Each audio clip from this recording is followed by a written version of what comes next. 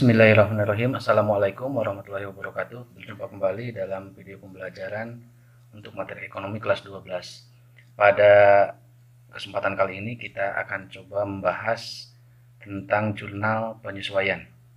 Pada video pembelajaran sebelumnya kita sudah membahas tahapan siklus akuntansi untuk di perusahaan jasa. Kita lihat posisi tahapan siklus akuntansinya. Dari transaksi kita sudah mencatat dalam jurnal umum, jurnal umum ini sudah diposting ke buku besar, dan ketika posisi kita sudah ada di akhir periode. Nah, periode ini maksudnya kalau dalam akuntansi bisa di akhir bulan atau di akhir tahun, atau bisa juga di akhir semester atau di akhir kuartal. Jadi tergantung periode akuntansinya, namun biasanya akhir bulan atau akhir tahun. Nah, data yang ada di neraca saldo ini akan disiapkan untuk membuat laporan keuangan. Pada dasarnya itu. Jadi kita merekap saldo-saldo yang ada di buku besar dalam bentuk neraca saldo. Nah, neraca saldo ini adalah menjadi dasar kita untuk membuat laporan keuangan. Nah, karena laporan keuangan ini posisinya sangat penting, prinsipnya harus bisa menggambarkan kondisi yang sebenarnya, maka biasanya pada akhir periode itu akan ada pengecekan terhadap angka-angka yang ada di neraca saldo, atau akan dilihat situasi atau kondisi yang biasanya nanti akan mempengaruhi perubahan yang ada di neraca saldo, sehingga nanti neraca saldonya siap untuk dibuat laporan keuangan.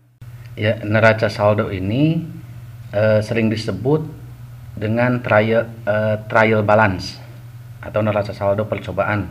Ini artinya neraca saldo ini belum fix atau memerlukan pemeriksaan kembali pada akhir periode ketika akan dijadikan dasar untuk membuat laporan keuangan. Nanti akan ada pemeriksaan angka-angka yang di neraca saldo apakah sudah benar atau tidak.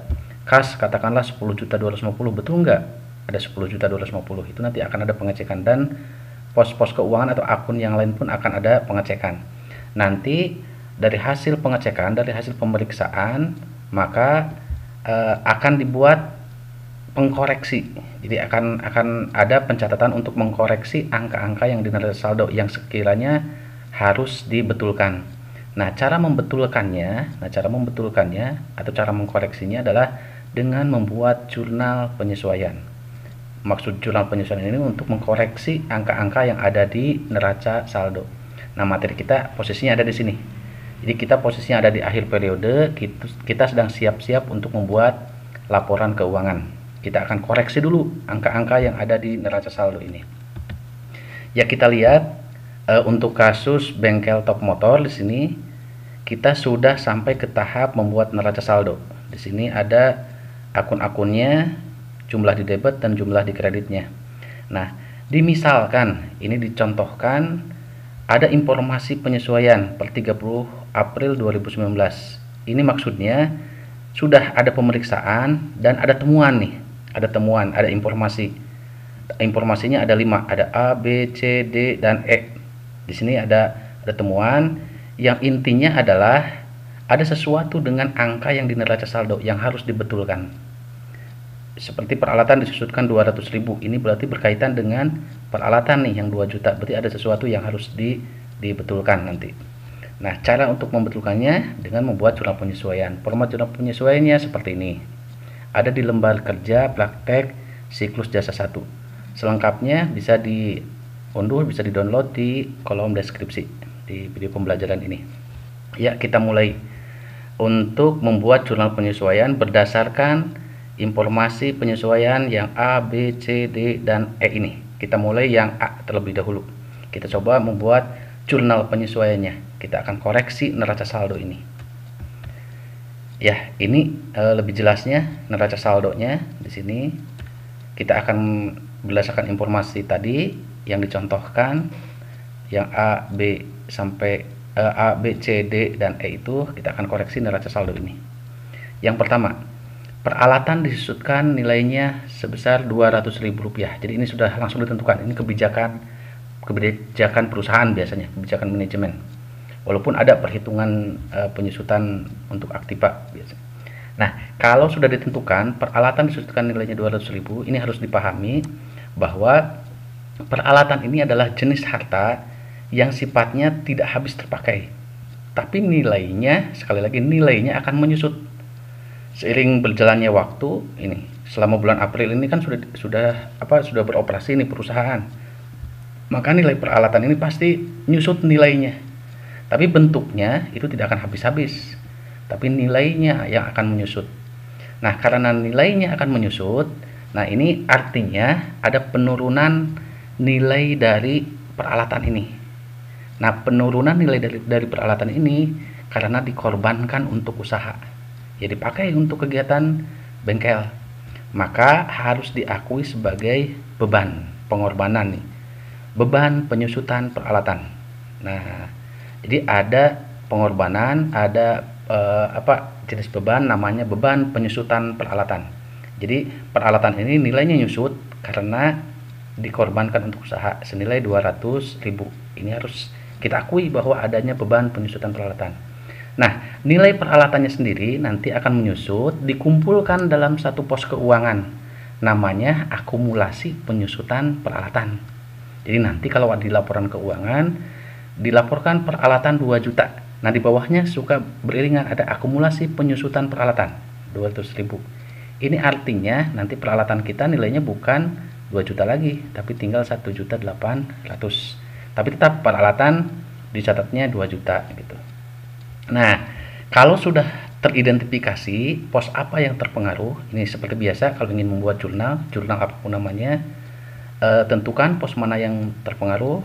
Kalau sudah, tentukan mana yang didebet dan mana yang dikredit. Beban kalau bertambah, kalau muncul nih, karena kita harus mengakui adanya beban penyusutan peralatan. Kalau beban bertambah sesuai dengan aturan debit kredit, ingat-ingat lagi aturan debit kreditnya. Beban kalau muncul, kalau bertambah di debit. Nah, untuk akumulasi penyusutan ini termasuk harta, golongan harta ini, tapi sifatnya mengurangi harta. Harta yang mana yang berkurang? Ini peralatannya, tapi akan dimunculkan tersendiri. Jadi akumulasi penyusutan sifatnya mengurangi harta. Kalau muncul maka hartanya jadi berkurang. Kalau harta berkurang maka dicatat di kredit. Nah, seperti itulah. Jadi kita sudah menentukan mana yang didebet dan mana yang dikredit. Sehingga sekarang kita lihat jurnal penyesuaiannya, lihat tabel jurnal penyesuaiannya. Tanggalnya tanggal 30, posisi kita ada di akhir periode. Catat yang didebet terlebih dahulu. Tadi yang didebetnya beban, berikutnya yang dikredit, akumulasi penyusutan peralatan. Ya, inilah jurnal penyesuaiannya, seperti itu. Selanjutnya, informasi yang kedua, yang B, perlengkapan bengkel yang tersisa senilai 150.000. Perlengkapan itu jenis harta yang sifatnya habis terpakai. Jadi kalau dipakai untuk usaha nanti akan habis, seperti itu. Itu namanya perlengkapan. Nah, setelah dicek ternyata perlengkapan yang ada itu hanya ada 150.000. Ini artinya kita akan mengkoreksi. Coba di neraca saldo perlengkapan ada berapa?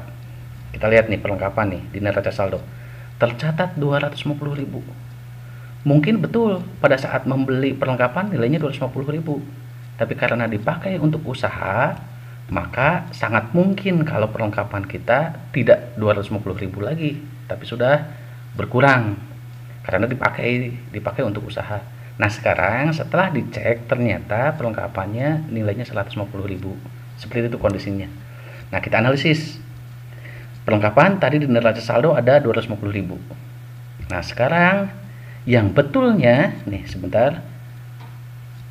Pada saat sekarang setelah diperiksa perlengkapan itu 150.000 yang betulnya sekarang. Jadi sekarang bagaimana caranya yang di neraca saldo itu yang 250.000 itu harus diganti menjadi 150.000. Jadi angka perlengkapan yang 250.000 ini salah. Sekarang nilai perlengkapan itu tinggal 150.000. Jadi agar perlengkapan jadi 150.000 maka ini harus dikurangi. Dikurangi berapa agar jadi 150.000? Intinya itu. Jadi kita akan mengkoreksi perlengkapan ini. Seharusnya perlengkapan 150.000 karena memang yang ada 150.000. Seperti itu. Jadi sekarang berarti agar jadi 150.000 sesuai dengan hasil pemeriksaan, maka perlengkapan harus dikurangi. Dikurangi berapa agar jadi 150.000? Tadinya 250, seharusnya 150. Berarti perlengkapan harus dikurangi 100.000. Nah, seperti itu logikanya. Berikutnya, awalnya perlengkapan 250.000. Terus pas sekarang di akhir periode tinggal 150. Kenapa bisa berubah? Itu bisa saja berubah itu karena perlengkapan itu dipakai, maka akan ada yang hilang, habis terpakai. Yang habis terpakainya berarti 100.000. Nah, yang hilang atau yang habis terpakai ini digunakan untuk usaha, dikorbankan untuk usaha. Kalau dikorbankan untuk usaha, maka kita harus mencatat sebagai beban, namanya beban perlengkapan. Maka beban perlengkapan muncul senilai 100.000. Nah, itu analisisnya. Berarti pos yang terpengaruh ada dua, perlengkapan berkurang dan beban perlengkapan muncul atau bertambah senilai 100.000. Sekarang baru tentukan mana yang didebet dan mana yang dikredit. Karena ini jurnal penyesuaian itu ya jurnal, ada yang didebet dan ada yang dikredit. Jadi dianalisis dulu.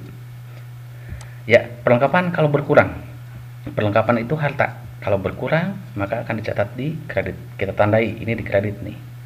Beban kalau bertambah, beban itu kalau bertambah sesuai dengan aturan debit kredit akan dicatat di debit. Jadi diingat-ingat lagi aturan debit kreditnya. Ini harus hafal nih.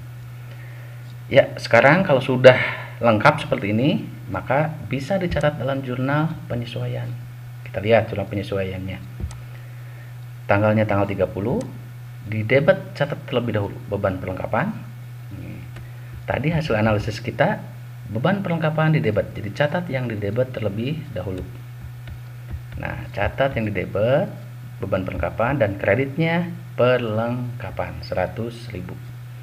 Berarti kita sudah mengkoreksi neraca saldo untuk perlengkapan. Selanjutnya, masa sewa yang sudah dijalani terhitung 1 bulan. Kita sekarang bulan April. Di bengkel Top Motor ini baru berdiri, kita sudah berjalan 1 bulan. Ini artinya kita sudah menjalani usaha kita 1 bulan. Nah, untuk masa sewanya itu berarti sudah terhitungnya 1 bulan. Kita lihat nih yang berkaitan dengan sewa di transaksi awal. Itu ada transaksi dibayar sewa untuk 3 bulan sebuah kios 1.200.000. Berarti masa sewanya 3 bulan. Sekarang baru berjalan yang sudah dijalani 1 bulan. Nanti kita lihat di neraca saldo. Intinya kalau kita membuat jurnal penyesuaian, kita akan mengkoreksi sesuatu yang ada di neraca saldo. Yang berkaitan dengan sewa, berarti ini nih, sewa dibayar di muka. Coba dicek, dilihat lagi neraca saldonya. Sewa dibayar di muka ini berkaitan dengan sewa, angkanya 1.200.000. Tadi sewa ini untuk 3 bulan. Nah, sekarang ada 1 bulan yang sudah dilewati. Kenapa ini dicatat sebagai sewa dibayar di muka? Karena ketika kita bayar, sewanya belum dijalani, kita sudah bayar duluan di 3 bulan ke depan. Nah, sekarang 1 bulan sudah dilewati, yaitu bulan April. Seperti itu. Jadi kita akan mengkoreksi angka yang ini, yang 1.200.000. Kita analisis dulu coba. Kita analisis sewanya 3 bulan. Angkanya 1.200.000. Berarti 1 bulannya 400.000 sewanya. Nah, kita lihat kalau dalam bentuk timeline seperti ini. April, Mei, Juni. Berarti ada 1 bulan yang sudah dilewati, yang sudah dirasakan manfaatnya sewanya itu. Terus sisanya yang 2 bulan berarti belum dilewati. Jadi ini masih masa depan nih, masih masa depan. Posisi kita ada di sini di akhir bulan April. Seperti itu. Nah, pada prinsipnya kalau sudah dilewati masanya, kalau sudah dirasakan manfaatnya, maka akui sebagai beban. Namanya beban sewa. Itu prinsipnya. Kalau sudah dirasakan manfaatnya, sudah dilewati, maka catat sebagai beban. Kalau belum dirasakan manfaatnya, belum dilewati, masih masa depan, maka masih layak diakui sebagai dibayar di muka. Karena belum dilalui. Nah, berarti sewa dibayar di muka untuk yang 2 bulan. Nah, 1 bulannya 400. Berarti kalau 1 bulan dilewati, berarti ini 400.000. 2 bulan berarti 800. Ini adalah angka yang betulnya. seharusnya beban sewa itu 400 karena ada 1 bulan yang sudah dilewati, dan sewa dibayar di muka yang betulnya adalah 800. Kita cek satu-satu sekarang. Jadi kita akan mengkoreksi neraca saldo. Kita cek satu-satu. Pertama, beban sewa. Beban sewa 400.000. Nih hasil hitungan kita harus ada beban sewa 400.000. Kita lihat neraca saldo. Ada nggak beban sewa? Ternyata tidak ada. Berarti neraca saldo ini belum lengkap. Seharusnya ada beban sewa nih sekarang mah. Yaitu sewa yang sudah dilewati 1 bulan. Mestinya di sini neraca saldo ini memunculkan beban sewa. Nih harus ada beban sewa. Karena di neraca saldonya belum ada, berarti kita munculkan analisisnya. Beban sewa harus dimunculkan senilai 400.000. Berikutnya, sewa dibayar di muka itu 800.000 hasil hitungan kita. Nah, yang harus muncul di neraca saldo itu seharusnya 800.000. Karena yang masa depan yang belum dilewatinya 2 bulan ini. Hasil hitungan kita seperti itu. Kita cek neraca saldonya. Kita lihat. Di sini ada sewa dibayar di muka 1.200.000 nih. Pada saat membayar di awal April betul 1.200.000, tapi sekarang posisi kita ada di akhir April. Artinya yang dibayar di mukanya, yang sewa dibayar di mukanya hasil hitungan kita yang tadi di sini sewa dibayar di muka sekarang nilainya 800. Oh, berarti ini salah nih, bukan 1.200.000 sekarang mah. Seharusnya 800. Agar 1.200.000 menjadi 800, berarti harus dibagaimanakan? Berarti harus dikurangi. Berarti sewa dibayar di muka harus dikurangi. Agar jadi 800, berarti harus dikurangi 400. Seperti itu. Jadi, yang 1.200.000 ini seharusnya 800. Agar jadi 800, maka harus dikurangi. Dikurangi berapa? Dikurangi 400. Berarti sewa dibayar di muka harus dikurangi 400. Jadi intinya kita menganalisis ini berapa angka yang betulnya, langsung cross check ke neraca saldo. Berapa yang harus dikoreksinya. Nah, selanjutnya kalau sudah ditentukan mana yang terpengaruh di debit dan yang di kreditnya, pos apa yang terpengaruh sudah ditentukan, maka kita harus menentukan mana yang di debit dan mana yang di kredit. Kalau ingin membuat jurnal ya seperti itu, tentukan mana yang di debit dan mana yang di kredit.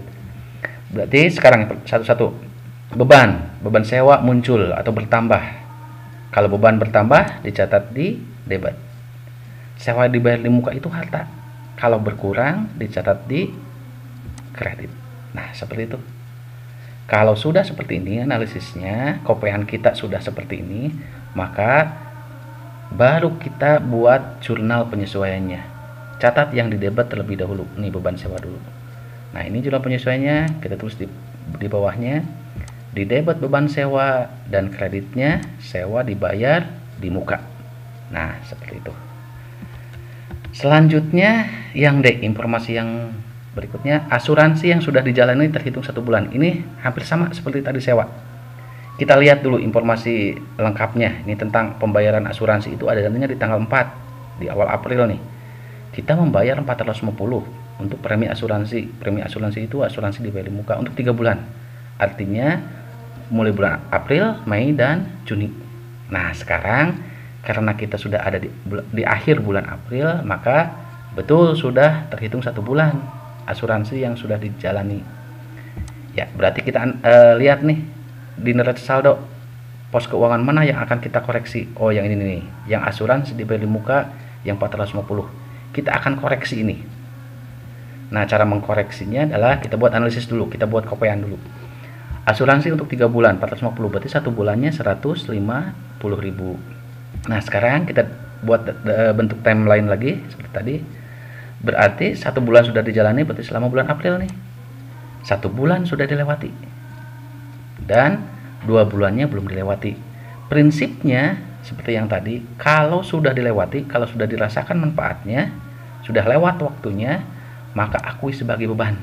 Nah, nama bebannya sekarang beban asuransi 150.000. Kenapa 150.000? Karena 1 bulan. 1 bulannya 150.000. Nah, yang belum dilewati, ini posisi kita ada di sini di akhir bulan April. Berarti kalau Mei Juni itu masih masa depan, belum dilewati. Nah, yang belum dilewati masih layak diakui sebagai asuransi dibayar di muka. Atau ada juga yang mencatatnya sebagai premi asuransi, sama saja. 300.000. Kenapa 300.000? Karena 2 bulan. Satu bulannya 150, berarti kalau 2 bulan 300.000. Nah, kopean kita, hasil analisis kita ini berarti inilah yang betulnya. Hasil hitungan kita inilah yang betulnya, yang harus muncul di neraca saldo yang nanti akan dibuat laporan keuangan. Kita cross check ke neraca saldonya. Yang pertama, beban asuransi. Menurut hasil hitungan kita harus ada beban asuransi 150.000. Coba kita lihat di neraca saldo, ada nggak beban asuransi? Oh, ternyata tidak ada. Berarti sama seperti yang tadi, berarti neraca saldo ini belum lengkap. Seharusnya kita munculkan beban asuransi. Nah, berarti analisis kita sekarang pos keuangan yang terpengaruh dari informasi ini, berarti beban asuransi harus dimunculkan, atau beban asuransi bertambah 150, seperti itu. Berikutnya, ini sudah nih kita buat analisis. Yang kedua nih, asuransi dibayar di muka yang betulnya 300.000. Harus ada nih asuransi dibayar di muka tapi angkanya 300.000. Hasil hitungan kita lihat, cross check ke neraca saldo. Asuransi dibayar di muka ada tapi angkanya 450. Ini salah nih sekarang mah, bukan 450 tetapi sekarang 300.000. Bagaimana caranya agar 450 jadi 300? Berarti harus dikurangi. Berarti asuransi dibayar di muka agar jadi 300.000, maka asuransi dibayar di muka harus dikurangi 150.000. Nah, itu analisisnya. Nah, sekarang karena ingin membuat jurnal penyesuaian, ingin membuat jurnalnya, maka beban kita tentukan mana yang didebet dan mana yang dikredit. Beban kalau bertambah didebet, asuransi dibayar di muka itu harta. Kalau berkurang dicatat di kredit. Nah, itu analisisnya. Nah, sekarang baru bisa dicatat dalam jurnal penyesuaian. Catat yang didebet terlebih dahulu, itu beban asuransi. Nah, berarti beban asuransi didebet 150.000 dan kreditnya asuransi dibayar di muka. Nah, seperti itu. Selanjutnya, informasi yang terakhir nih. Gaji yang belum dibayar 100.000. Nah, ini biasanya bukan berarti bahwa perusahaan tidak punya uang untuk membayar gaji. Tapi biasanya karena ada sistem penggajian, katakanlah mingguan tiap hari Sabtu. Nah, posisi kita sekarang ada di hari Selasa misalkan. Jadi ada karyawan yang sudah terhitung gajinya tapi belum bisa dibayar sekarang. Nanti hari Sabtu dibayarnya. Jadi untuk sementara akui dulu sebagai beban gaji. Muncul 100.000. Tapi karena belum bisa dibayar, maka untuk sementara catat sebagai utang. Catat dulu sebagai utang gaji. Jadi walaupun uangnya ada, tapi karena nanti dibayarnya. Jadi untuk sementara dicatat sebagai utang dulu, utang gaji. 100.000 munculkan. Nah, berarti tentukan mana yang didebet dan mana yang dikredit. Nah, beban kalau muncul didebet, utang kalau muncul dicatat di kredit. Nah, sekarang catat ke dalam jurnal umumnya. Berarti didebet beban gaji dan kreditnya utang gaji. Ya, bisa dilengkapi nih yang didebet kita jumlahkan 150.000 dan yang dikredit 150.000. Nah, berarti selesai sudah kita membuat jurnal penyesuaian untuk kasus transaksi di bengkel top motor. Seperti itu. Demikian pembahasan jurnal penyesuaian untuk kasus transaksi di bengkel top motor. Ya, terima kasih atas perhatiannya. Semoga bisa diikuti. Tetap semangat, jaga kesehatan. Assalamualaikum warahmatullahi wabarakatuh.